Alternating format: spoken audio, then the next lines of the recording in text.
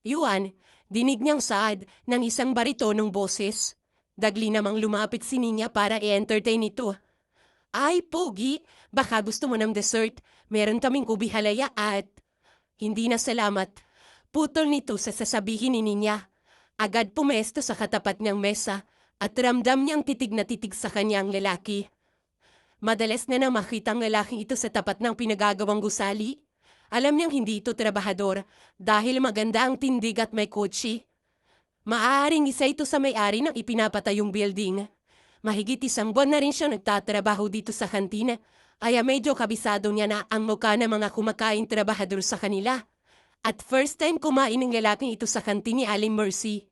Sa matagal na pagkakatitig sa kanya ng lalaki, initian niya ito para kasi nakakita ng multo or baka may dumilang ang mukha niya. Matapos magpunas ng mesa, dumiretso na siya sa kabilang mesa.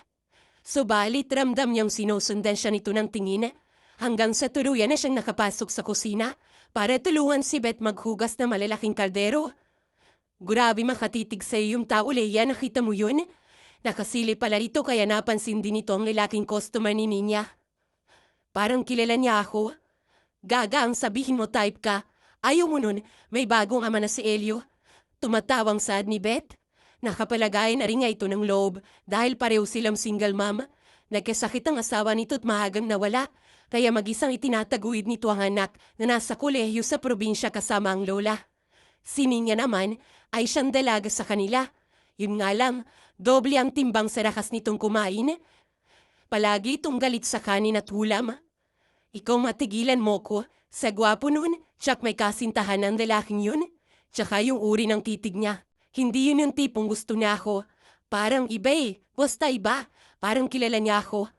Napatulala si Jenny habang may malalim na iniisip. Kilala ka tapos hindi mo kilala. Ano yun, may amnesia ka? Sinundan pa ni Beth ng tawa ang huling sinabi nito, kaya namilog ang kanyang mga mata. Baka nga isa yung sa nakakakilala sa kanya. Isa sa mga kaibigan ni Gary at may makapagsabi kung nasaan siya. Bigla ay nagkaroon tuloy siya ng malaking problema. Kailangan niya mag-ingat, mahirap na. Samantala si Henry, tulala pa rin pagdating sa loob ng kanyang kotse habang inaalala ang babae kanina sa kantina. Unang tingin pa lang niya sa babaeng yun, kamukhang kamukha talaga ni Jenny. Hindi siya maaaring magkamali. Yung bilog ang mata, yung mapilantik na pilik. At yung kahit ngiti nito nang sulyapan siya kanina, wala talagang pinagkaiba.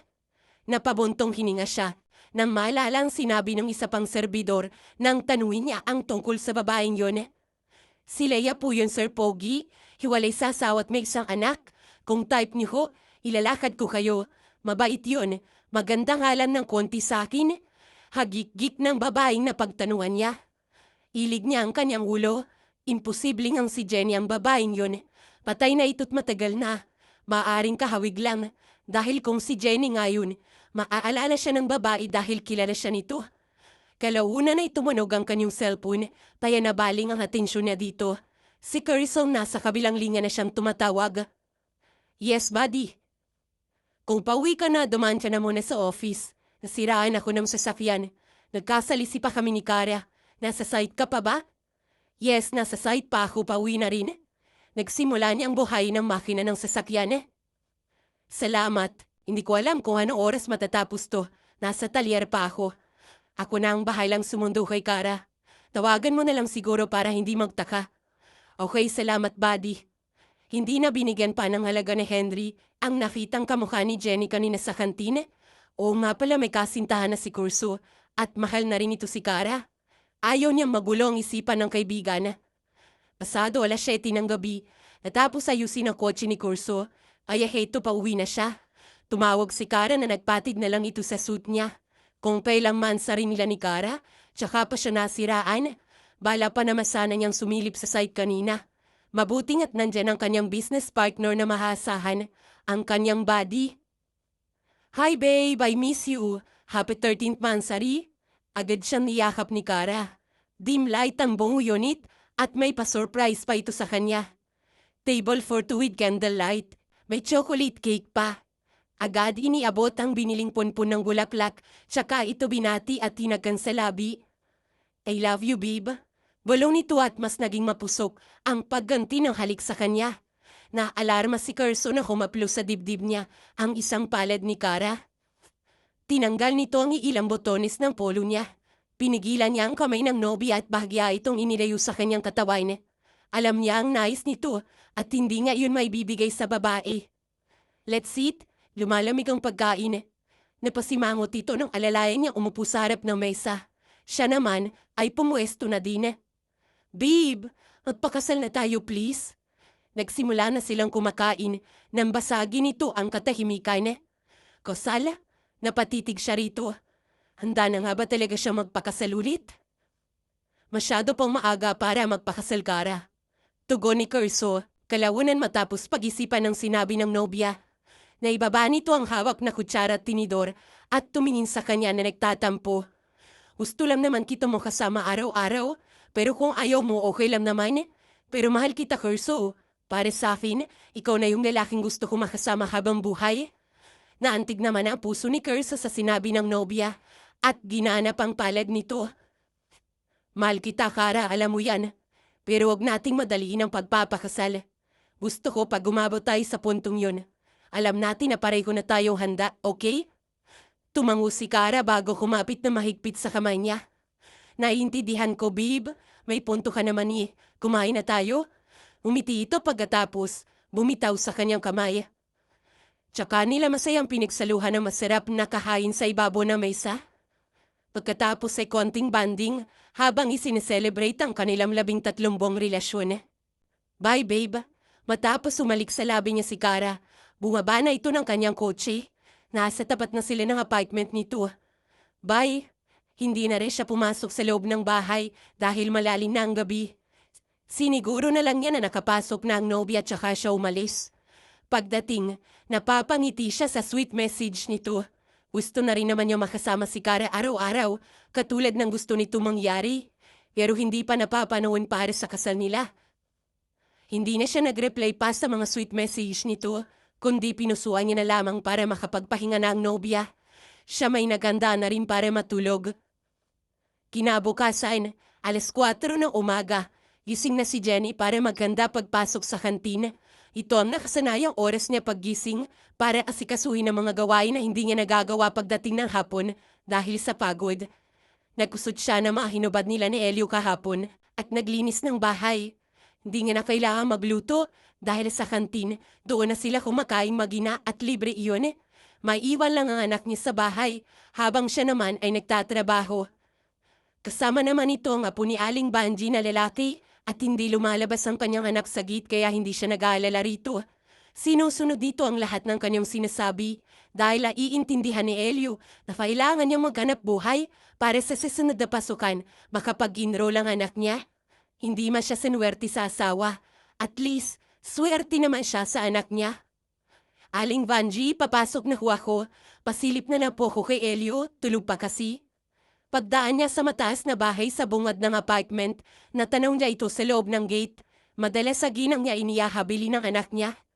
Sige, tulog pa nga po ko. Hayaan mo at pagising. Ay, dito na muna siya sa bahay. Kumaway pa ito sa kanya. Matapos magpasalamat ay umalis na.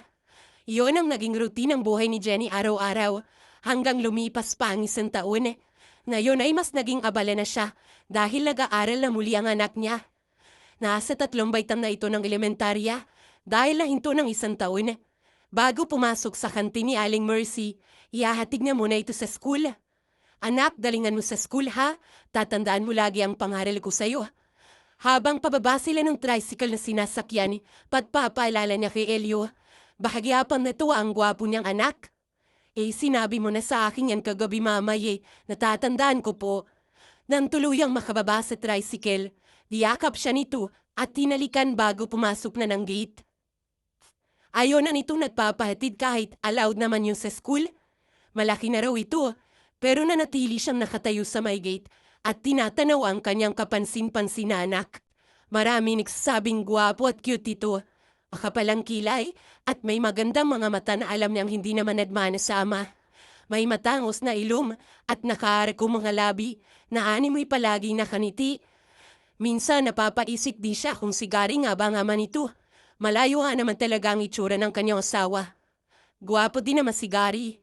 Nga lang iba ang tabas na mukha ng lalaki. Dagdagan pang makapal ang mukha ng babaerong ama ni Elio. Siguro ay isang artista ang kanyang napaglihian, kaya ganito kagwapo ang anak niya. Tsaka pa lamang kumilos si Jenny upang umalis nang hindi na matanaw ang anak niya. Sumakay siyang muli sa tricycle at nagpahatid sa kantina pinapasukan. Tuwing labasan ay may tricycle na sumusundo kay Elio na maghahatid sa kantina pinapasukan para hindi na siya maabala sa trabaho. Abala na kasi siya kapag ganoong oras. Kung dati may 10 mesa lang sa loob ng kantin ni Aling Mercy, ngayon ay masasabing lumago iyan sa mahigit 1 taon niyang paninilibihan rito. Nadagdagan na rin ang mga serbidor na kagaya niya. Pagdating ay abala na kagad siya maging ang mga kasama dahil sa kanila nag-aalmusal ang karamihang dumadaan. Hindi na nga namalayan ni Jenny na tanghali na kung hindi nga pa narinig ang boses ng anak niya. Mama, pababa ito ng tricycle ni Ben at kumakaway. Napatingin ang lahat sa kanyang anak, maging ang mga kumakain. Matamis ang ngiti ng bata at agad lumapit sa kanya at sabik na yumakap at tumalik. Samantala sa kabilang dako, masaya si Curso habang pinagmamasdan ang gusaling successful na ipinatayo para sa panibagong negosyo na iisik na pamamahalaan ni Henry. Habang wala pa ang kanyang tito, nais na kasing bumalik ng mag-asawa sa Pinas, kaya ito na muli ang mamamahala sa kumpanyang iniwan sa kanya. Anong masasabi mo, buddy? Nasa tabi niya ang kaibigan na siyang nag-aasikaso nito. Kapwa nila tinatanaw ang 3 palapag na gusali. Halos 1 taon din ang kanilang inintay na matapos iyon, lalo't nagkaroon ng problema. Matapos mag-back out ang nakuhang arkitek, nabinbin yun ng halos 5 buwan. Pero ngayon sa wakas, tapos na rin ang pag-aantay nila ni Henry. Congratulations to both of us, buddy. Nakaniting kinamayan siya nito. Mas matatag pa kasi sa gusaling yun ang pagkakaibigan nila at may malaking utang na loob siya rito. At dahil dyan, mapapainom ko ngayon. Tinatawanan siya ni Henry, sabay tapik sa kanyang balikat. No problem. Tinignan niya ang oras. 11:45. Hapon niya pa susunduin ang nobya. May usapan silang dadaan mamaya sa dress shop para sa wedding dress nito. At yes, pumayag na siya makasal na sila next month. Siguro naman sapat na ang 2 taon nilang relasyon. Sure na siya sa nararamdaman para kay Kara at tanda na ring lumagay sa tahimik. Pero mag-lunch muna tayo, buddy. May masarap na kainan dyan sa tapat. Aya ni Henry sa kanya. Sabay turo sa katapat na resto at may malaking placard na ang nakasulat ay kainan ni Aling Mercy. Let's go! Nagpatigunan na siya sa kaibigan patawid ng kalsada. Mama, naagaw pa bigla ang kanyang atensyon ng batang sumigaw pababa ng tricycle habang kumakaway at sinalubong ng isang babae.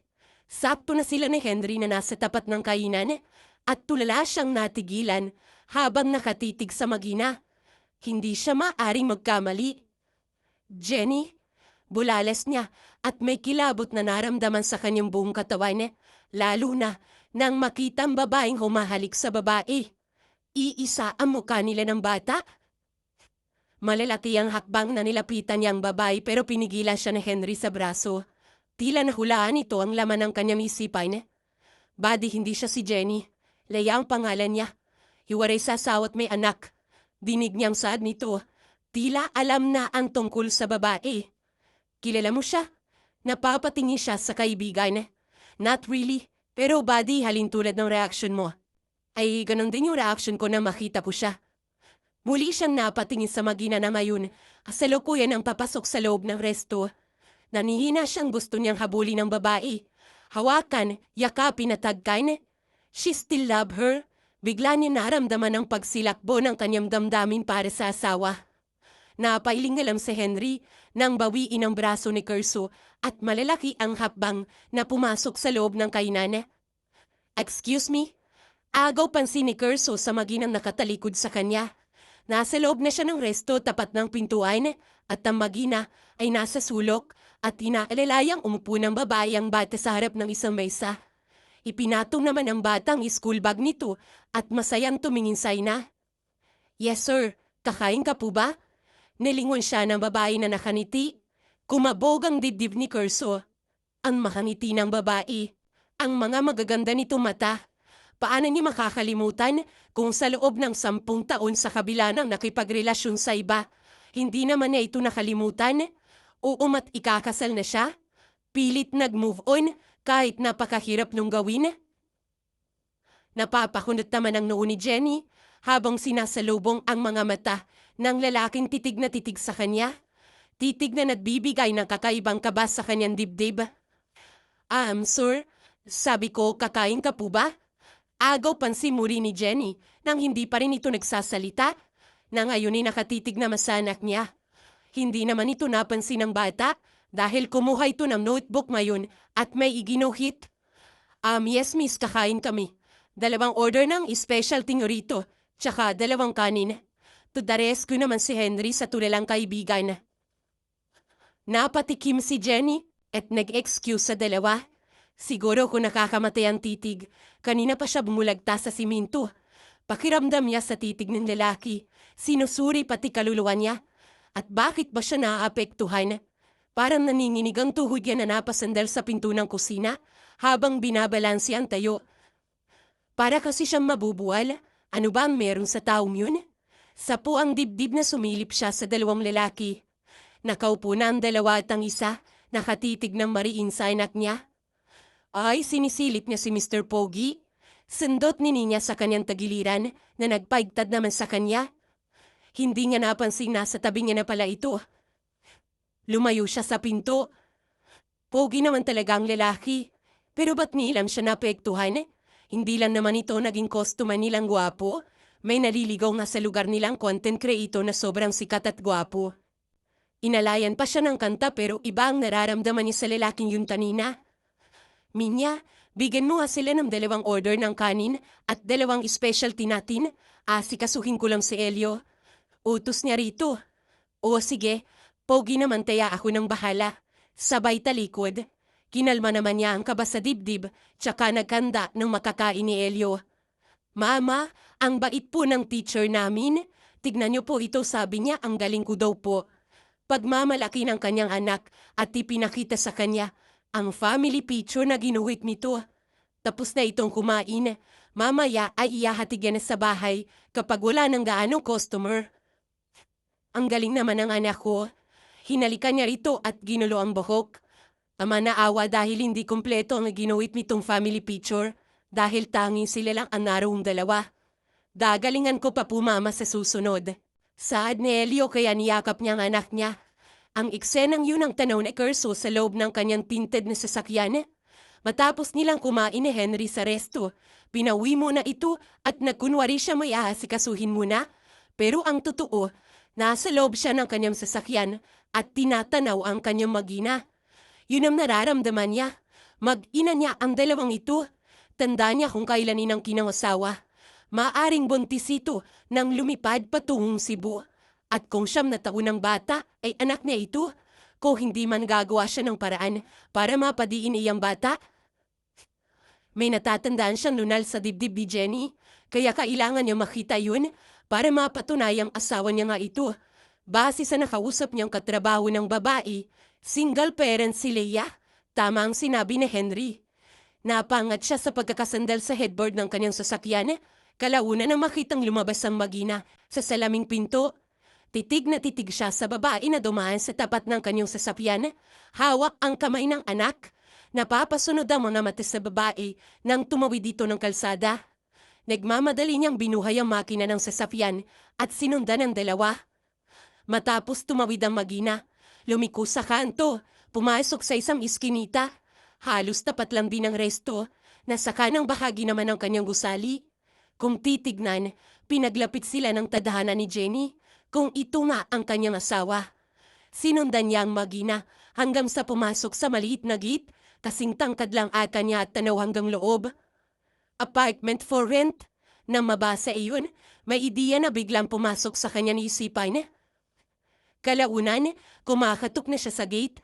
Kukuha siya ng isang kwarto para pwede siyang umuwi dito. Magandang araw. Nakangiti ang lalaki nung may ginang na nagbukas ng gate para sa kanya. Ang lapad na ngiti nito. Magandang araw din sa iyo, sir. Hala, pasok. Binuksan nito ang gate.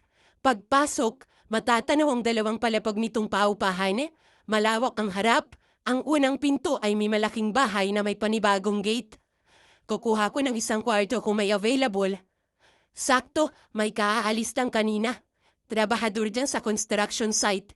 Tapos na daw ang project kaya lumipat na ng ibang lugar. Halika para makita mo. Agad siyang inanayahan ito upang tignan ng silid. Subalit natigilan siya nang marating nila ang pangalawang pinto dahil bumukas yun at tumambad sa kanyang babaeng dahilan kung bakit nais niyang tumira sa apartment na yun. Hay! Bati niya at ninitian ito. Ngiti na ginantian ito tsaka tila nahihiyang nilagpasan siya. Si Leia ang nakatira sa pangalawang pinto kasama ang kanyang anak. Itong pangalawang pinto naman ang bakante. Paliwanag ng ginang na hindi masyadong naintindihan dahil nakasunod ang tingin niya sa babaeng tumalikod.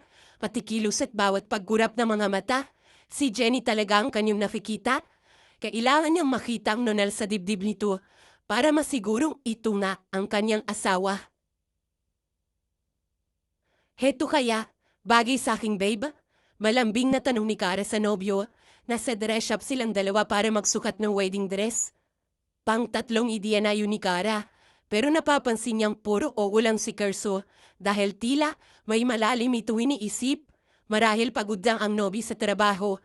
Pero ang totoo, hindi mawala sa isip ni Kerso si Jenny at ang kanyang anak. Iniisip ng lalaki ang unang hakbang para makalapit sa magina. Di pa nga niya nasasabi sa nobya ang tungkol sa apartment na kinuha niya malapit kina Jenny. Iniisip niyang ilihim na lang muna yung sa nobya. Nawalan tuloy ng gana si Kara mamili ng damit, kaya kung anong unang nasukait, ayun na lamang. Are you okay, babe? Gusto mo na bang magpahinga? Si Kara na muli na nagtanong. Ngayon ay naglalakad na sila, patungo sa sasakyan na kaparada. Halatang wala pa rin sa sarili si Kerso. Yes, babe. Ihatid na kita. Pasensya ka na, napagod lang ako kanina. Hingin pa umanhin ng lalaki. Nakadama ng lukot si Kara dahil never siyang inihatid ng nobyo sa bahay na hindi nga inaayang mag-dinner. Although kaya naman niyang gumawa ng pagkain para sa kanyang sarili, pero iba pa rin yung kasabay niyang lalaki. Nasanay siyang matutulog na lang pandating sa bahay. Si Kerso naman pagkahatid sa nobya, bumalik sa apartment malapit kina Jenny. Bumili siya ng kumpletong gamit dahil nais niyang mag-stay sa apartment. Gusto niyang mapalapit sa magina. Di niya alam kung bakit ganito na lang ang sidinang pagnanais niyang mapalapit sa kanyang magina. Tila ba may kuha ng malakas na enerhiyang nagtutulak para gawin ang bagay na ito. Pasado 6:00 nang nakauwi si Jenny at napansin niyang may dalawang lalaking nakatayo sa tapat ng nakabukas na pinto katabi ng kanilang silid. Sandali pa siyang natigilan. Bibago na palang nakalipat sa katabi nilang silid. Dahil nasilip niyang may nag-aayos pala sa kwarto ng mga yun. Thank you. Maya-maya ay lumabas ang pamilyar na lalaki mula sa loob at binigyan ng pera ang dalawang lalaki. Nang hindi sinasadya, napalingon ito sa kanyang gawi. Kapwa sila natulala sa isa't isa dahil nandun na naman ang pamilyar na kaba sa kanyang dibdib. Bakit ito nararamdaman na? Mama, excited si Elio na nagbukas ng pinto. Naramdaman siguro nito ang pagdating niya. Kaya naputo lang titigan nila at walang paalam na pumasok sa loob ng kanilang bahay.